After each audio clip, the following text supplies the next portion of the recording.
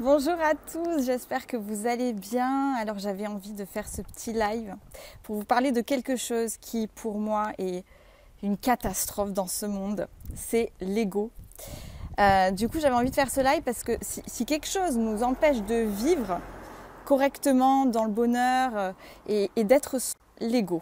Alors j'ai des petits problèmes de connexion. Je vais arriver à pouvoir vous délivrer tout ce que je voulais vous délivrer aujourd'hui. Et donc, je suis en campagne, donc forcément, ça capte pas très bien. Donc, parlons de l'ego. Donc, c'est quoi l'ego? Pardon. C'est en fait un faux état du moi, un état illusoire. Et on entend des pensées en permanence. Je ne sais pas si vous vous rendez compte, mais on pense en permanence. On a tout le temps des pensées. Il faut savoir qu'en plus, on a plus de 90 000 pensées par jour. Et sur ces pensées, 80% ne sont pas forcément très bonnes pour nous-mêmes. Donc, ces pensées, penser que ces pensées sont ce que l'on est, on fait complètement fausse route. Parce que les pensées sont remplaçables. Donc la voix dans la tête qu'on a en permanence, nos pensées, nos croyances, tout ça, elle est conditionnée par l'ego. Et elle prend en considération. Qu'est-ce qu'elle prend en considération? Elle prend en considération notre vécu, nos souvenirs, nos origines sociales, notre éducation. Et forcément, donc ces pensées-là sont influencées par les bagages émotionnels. Tout ce que nous avons emmagasiné toutes ces années. Et une seule partie est représentée en fait. Nous ne sommes pas nos pensées, mais la conscience qui les analyse. Donc, salut Matt, ça fait super longtemps que je t'ai pas vu, j'espère que tu vas bien. Du coup, je parlais d'ego et je parlais du flux des pensées qui nous animent en permanence. Et il y a bien, étant donné qu'on est capable quelquefois de se mettre à distance et d'analyser ces pensées-là, c'est bien qu'il y a une conscience derrière. Et c'est cette conscience-là qui est en fait notre réel moi. Donc qu'est-ce que l'ego? L'ego, en fait, il a besoin de renforcer son identité. C'est pour ça qu'il aime bien tout ce qui est matériel. Il aime représenter la puissance. L'ego, il s'identifie aux objets pour définir sa personnalité. Donc ça passe par le matériel. Ça passe également par le corps. Salut Benoît, j'espère que tu vas bien. Petit live aujourd'hui. Et du coup, il passe par le matériel, il passe par le corps. Et c'est pour ça que quand on arrive et que le corps est en déchéance, quand on commence à vieillir, c'est pour ça que on a un petit peu du mal à accepter ça. Mais ça, c'est l'ego. C'est vraiment l'état du corps. Il y a aussi le statut social. L'ego aime le statut social. Et donc ça passe par le travail. Donc il n'arrête pas de se comparer aux autres. Et c'est pour ça qu'on arrive à avoir des pensées qui ne sont pas forcément aidantes à se comparer aux autres et à se dire je suis moins bon, donc je dois faire mes preuves, etc. Il aime aussi les souvenirs, l'ego. Il aime le passé, il aime nos bagages, il aime tout ça, notre ego. Donc, il nous empêche d'être totalement dans le moment présent. L'ego, c'est une vraie catastrophe. Et il n'est jamais comblé. L'ego, il désire toujours plus. Il parasite la conscience et il forme un flux de pensée constant. Et alors, par rapport aux autres, l'ego, c'est encore mieux. Comme il se compare tout le temps, en fait, il a 3 états. Il cherche toujours à obtenir en fait quelque chose des autres.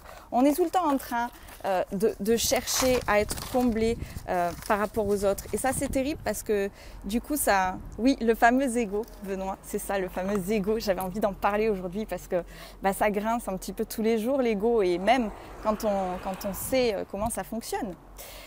En fait, il a 3 états. Il fonctionne de 3 manières. Soit il est dans l'indifférence, donc j'ai rien à apporter aux autres et j'apporte rien aux autres et parce que voilà, je suis indifférent, je suis au-dessus. Ça, c'est de l'ego. Ensuite, il y a le vouloir. Il crée il est dans le désir en permanence et du coup, ça crée des frustrations quand on n'a pas ce que l'on veut au moment où on le veut. Et ensuite, il est dans le vouloir. Donc, quand il n'est pas satisfait, ça ne marche pas. Et du coup, on se met en attente. Et l'attente, c'est le pire. Quand on attend quelque chose des autres, quand on attend qu'une personne ait une réaction parce qu'on en a besoin à ce moment-là, du coup c'est l'ego. Ce n'est pas forcément notre conscience. Notre conscience, notre vrai moi, elle est beaucoup plus libre. Libre de laisser les gens être ce qu'ils sont, libre d'être nous-mêmes. Donc c'est dommage que l'ego nous oblige à prendre des masques, à prendre des façades. Donc du coup l'ego, il va inventer des histoires, il va faire des projections. Du coup il est tout le temps dans le futur, dans des choses que peut-être qu'il faudrait faire ça, peut-être que... Et du coup il ne nous laisse jamais tranquilles. Et ce qu'il adore par rapport aux autres, c'est argumenter. Il aime avoir raison, l'ego. Alors, l'ego, on le trouve beaucoup plus chez la jante masculine. Je ne sais pas ce que vous en pensez. Non, j'imagine que ça ne plaît pas à tout le monde ce que je dis. Non, mais c'est vrai. En plus, les femmes ont de l'ego, bien évidemment, mais il n'est pas forcément placé au même endroit. Donc, pour être totalement libre, en fait, il faut prendre conscience que l'ego, faut plus l'alimenter. Il ne faut pas forcément écouter ses pensées. L'ego, il est terrible parce qu'il nous oriente toujours vers quelque chose où on n'est pas libre totalement d'être nous-mêmes. Donc, c'est celui qui va nous empêcher de pardonner réellement aux autres. Ça y est, je suis en live, je suis revenue dans mon cabinet parce que du coup, j'avais des problèmes de connexion. Et en plus, vous savez quoi, mon ego, il me disait, mais non, mais c'est pas possible que ça se passe pas bien, parce que mon ego, il est en permanence ici. On voudrait tellement, on est dans l'attente que les choses se passent bien. Et mon Dieu, c'est pas grave, mais du coup, comme je connais bien les mécanismes de l'ego, je sais que être vulnérable et accepter que les choses ne se passent pas forcément comme on l'a prévu, c'est ça aussi, être ami avec son ego. Donc, je parlais du mélodrame de l'ego. Alors, l'ego, le mélodrame, il adore avoir raison, il adore faire des histoires. C'est un enfer, cet ego.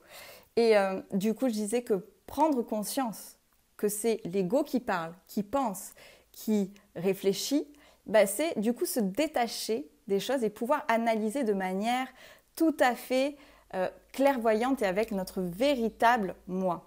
Et j'aime beaucoup en séance justement développer tout ce qui est instinct. Parce que l'instinct, c'est ce qui est magique. L'instinct, c'est vraiment quand on est connecté à son âme. Je travaille beaucoup sur l'alignement personnel aussi. Cœur, corps, esprit. Puisque du coup, on va capter que notre esprit est drivé par l'ego. Notre cœur va pouvoir prendre le relais et se dire que, oui, en fait, c'est l'ego qui est en train de parler. Et du coup, notre corps va s'aligner à tout ça. Donc, tout ça, je le travaille en cabinet et j'adore ça, cet alignement est tellement génial. Donc, l'ego, pour continuer sur ce fameux sujet, il adore prendre des rôles. Et d'ailleurs, on parle de masque quelquefois, mais il adore prendre des rôles et tout ça pour cacher justement qui réellement on est. Salut Dorian, j'espère que tu vas bien, qu'il fait beau dans le sud, c'est magique. Et du coup, donc il prend des rôles pour répondre à un sentiment d'insuffisance. Parce qu'en fait, au final, l'ego, il n'est pas forcément sûr de lui. En fait, l'ego, il cherche à se faire valoir. Il cherche à se légitimiser et c'est pour ça qu'il nous laisse dans un flux de pensée permanent. Donc, moi, ce que j'aime travailler et ce que je trouve très, très, très important, c'est d'éveiller sa conscience. Éveiller sa conscience aux mécanismes, aux paroles, aux pensées limitantes du coup de l'ego. Plus on éveille sa conscience et plus on abandonne les schémas sociaux, les schémas éducationnels, les schémas qu'on a mis en place pour même se défendre. Quelquefois, ce sont des schémas émotionnels. On ne donne pas accès à nos émotions parce que du coup, notre ego ne veut plus qu'on nous blesse. Notre ego peut nous protéger aussi parfois. Il essaie, en fait, ce qu'il aime, c'est être dans sa zone de confort. Il n'aime pas le changement. Il aime, voilà, si la situation, même si elle ne me va pas trop bien, mais que ça me protège ou que ça va, du coup, je reste là. Et du coup, j'empêche le vrai moi de sortir et de passer au step suivant. Donc l'ego, c'est une catastrophe. Parce qu'en plus, il nous met une fierté quelquefois qui est mal placée. Et du coup, nous empêche d'être totalement libre, d'être complètement soi. Donc, il faut renoncer en fait à se définir par rapport aux autres.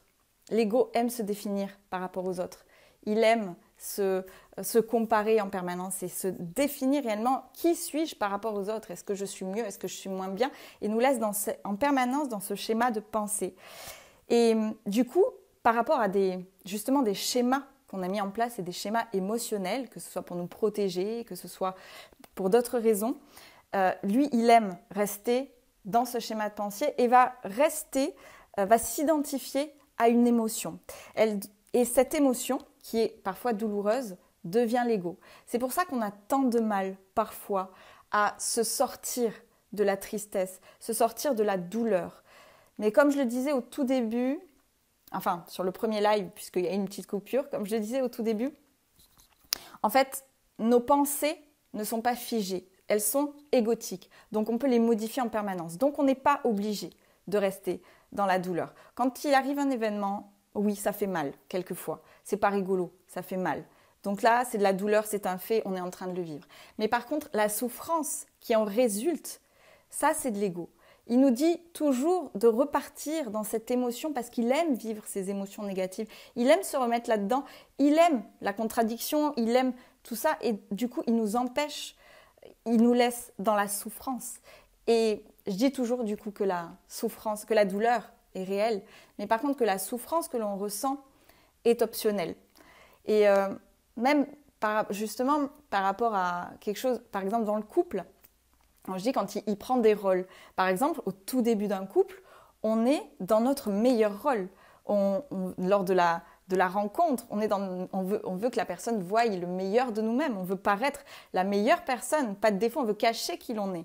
Et c'est pour ça qu'après, quand on devient exactement qui l'on est, on se sent un petit peu plus vulnérable. Et il y a certaines personnes dans leur schéma émotionnel qui vont fuir cet amour parce que elles sont pas aptes, l'ego en tout cas, ne veut pas se sentir vulnérable et ne veut pas laisser la place au véritable moi.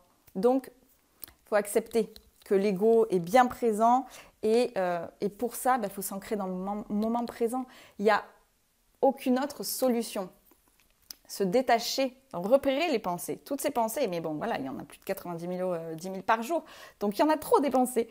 Et du coup, les voir, se dire « Ah ouais, toi je t'ai repéré, mais en fait, toi, t'es mon ego. » Vous savez, quand on a la solution à un problème, qu'on sent que c'est ça, qu'on doit faire, absolument, que c'est bon pour nous, mais que on a des pensées, est-ce que c'est bon, pas bon, est-ce que je vais faire le bon choix, quel choix je dois faire, je commence à peser le pour, le contre, etc. Et ça, c'est de l'ego. L'instinct, ce qui nous pousse réellement, c'est ça, notre être profond. Parce que notre être profond, il sait, il fonctionne avec l'univers, il sait ce qu'il nous faut, mais l'ego, qui est vraiment l'état humain, l'ego est permanent, est là, est présent, et il est très, très, très malin. Il voit le moment présent comme un moyen d'arriver à une fin. L'ego est très objectif, il est dans le futur. Et comme il aime surmonter les obstacles très vite, alors que parfois, un obstacle, c'est quelque chose par lequel on est obligé de passer parce que ça va nous faire évoluer. Mais lui, il veut pas qu'on travaille là-dessus. Donc, il veut sauter l'obstacle très vite. Et ça, c'est vraiment du mécanisme. C'est pour ça qu'on s'impatiente beaucoup et qu'on est dans le futur et que parfois on se crée des angoisses et du stress parce qu'on veut tellement que la solution arrive que, voilà, il nous met dans l'impatience et dans la frustration que ça n'arrive pas. Donc l'ego est une catastrophe. Et il y a quelque chose que j'aime beaucoup dire, c'est que le temps n'existe pas. Le futur n'existe pas encore et le passé n'existe plus. Donc la seule et unique chose qu'on peut faire, c'est vivre dans le moment présent. L'ego nous empêche de faire ça. Donc, quand on aperçoit nos pensées et quand elles arrivent et qu'en plus elles sont nocives, mais mon Dieu, mais stop, prendre une pause. Mais en fait, je dis ça, mais je suis confrontée moi aussi en permanence. J'ai beau travailler là-dessus avec toutes les personnes que j'accompagne. L'ego, il est en permanence ici. On ne peut pas l'éteindre. Il est en permanence là. La seule chose qu'on peut faire, c'est prendre de la distance, souffler, faire une pause et dire « Ok, je t'ai vu. Ok, je sais que tu es là, mais je vais faire autrement. » Parce que moi, mon être intérieur, il sait ce qui est bon pour moi.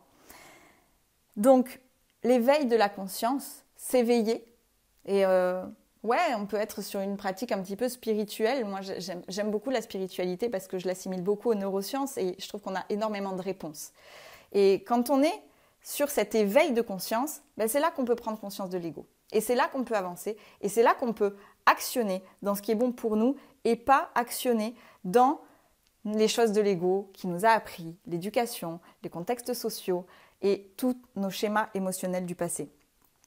Donc, lâcher prise, c'est le mot d'ordre pour lâcher les bagages, lâcher ces schémas, lâcher cet ego qui est monstrueusement présent. Le lâcher-prise, c'est prendre conscience en fait de notre corps subtil, que l'univers, que notre âme sait ce qu'il y a pour nous. Salut Arnaud. Donc l'univers sait ce qui va se passer et c'est juste notre ego qui ne veut pas laisser faire les choses et qui veut contrôler. L'ego contrôle, il ne veut pas tout ça. Donc, s'éveiller, c'est prendre conscience de l'ego. Donc, c'est indissociable, pour moi c'est indissociable de l'alignement. C'est pour ça que je travaille beaucoup sur l'alignement cœur, corps, esprit. Parce que c'est indissociable. On est humain, on est sur Terre pour une mission de vie. Et notre ego nous empêche de la voir. Mais c'est éducationnel et c'est normal et il n'y a pas de souci avec ça. C'est pour ça qu'on est là. C'est pour expérimenter tout ça. Donc, l'alignement, la résilience, le lâcher-prise, pour moi, il y a 3 choses indispensables dans la vie et qui font qu'on atteint un bonheur illimité, ou en tout cas, quelquefois on tombe, mais on peut se relever très vite. C'est la résilience, l'enthousiasme et le plaisir. Prendre du plaisir dans chaque chose que la vie nous donne, être dans du coup la gratitude, dans le moment présent. L'enthousiasme, c'est s'enthousiasmer, c'est moi ce que j'adore dans les personnes que j'accompagne, c'est quand elles disent « Mon Dieu que je suis excitée de savoir ce qui va se passer demain. Ok, aujourd'hui c'est pourri, c'est pas simple, c'est nul même, c'est pourri, j'en souffre, mais demain, qu'est-ce qui va arriver? Quelles sont les rencontres que je vais faire? Quelle est la surprise, autant bonne ou mauvaise, que je vais avoir sur mon chemin, mais c'est quoi la surprise? Et être excité, être enthousiaste par rapport à tout ce que la vie nous offre, toutes les expériences, et faire en sorte que chacune de ces expériences soit une élévation. Parce qu'au final, si on est dans la résilience, de se dire que chaque chose qui vienne sur notre chemin sont bonnes pour nous, sont une expérience à vivre parce que ça va nous faire avancer, c'est beaucoup plus simple et c'est beaucoup plus facile de passer au step suivant et de se dire ok, voilà, là je suis dans la souffrance, c'est nul, ça me plaît pas, mais alors que si on se dit ça c'est bon pour moi, si on me le met sur mon chemin, c'est parce que j'ai quelque chose à travailler, là c'est tout de suite plus simple.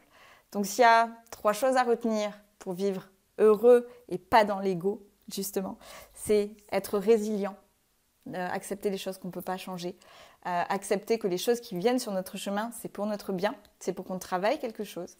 Ensuite, le plaisir de vivre. Il ne faut pas s'oublier, il faut mettre du jeu dans la vie. Il y a plein de choses qui nous font plaisir, mais quelquefois on ne s'écoute pas. Et l'enthousiasme. Être enthousiaste par rapport à tout ce qui va se passer dans notre vie. Voilà, petit laïus sur l'ego, en 2 temps du coup, parce que, mon Dieu, il est mortel celui-là. Je vous souhaite une très très bonne journée et n'hésitez pas à partager cette vidéo si vous pensez que certaines personnes sont en prise à leur ego ou si ça peut les aider de passer au-dessus de ça. Mettez-moi un petit like, un petit hashtag replay si vous pensez que vous aussi votre ego est très très présent et qui nous empêche de faire des bons choix parfois. Mon Dieu, cet ego, mais au secours quoi. Donc je vous dis à très bientôt, j'espère que ce live vous a plu. Bye bye à tous.